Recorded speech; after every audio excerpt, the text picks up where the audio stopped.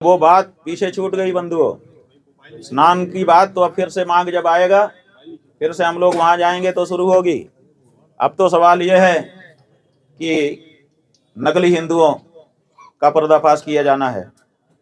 इस देश के जितने हिंदू हैं उनके साथ बहुत बड़ा छल हो रहा है, और वो छल करने वाला कोई दूसरा नहीं है।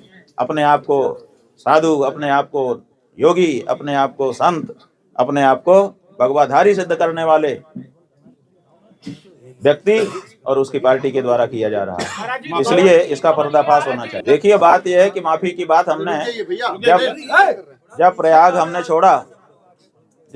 हमने छोड़ा उसी समय हमने सब बता दिया था जो हुआ था। एक एक अक्षर हमने सब निरूपित कर दिया था। यहाँ आने के बाद भी आप लोगों ने जो अनौपचारिक बात की थी उसमें भी बता दिया था।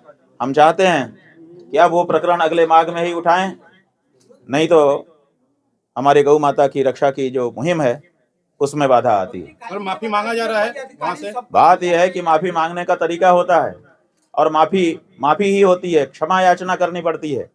वो हमको लालच दे रहे थे कि आप ऐसे नहा लीजिए, आपके ऊपर हम फूल बरसा देंगे, अगले सालों के लिए हम एसओपी बना देंगे, चारों शंकराचार्यों के लिए एसओपी बना देंगे। ये सब बातें उनकी तरफ से आई थी, तो हमने उसको नकार दिया।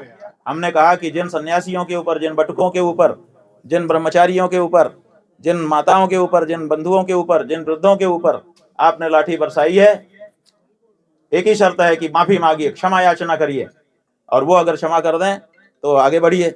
लेकिन वो उसके लिए वो आगे आए नहीं, हमको लोभ लालच देना चाहते थे, उसको हमने स्वीकार किया नहीं।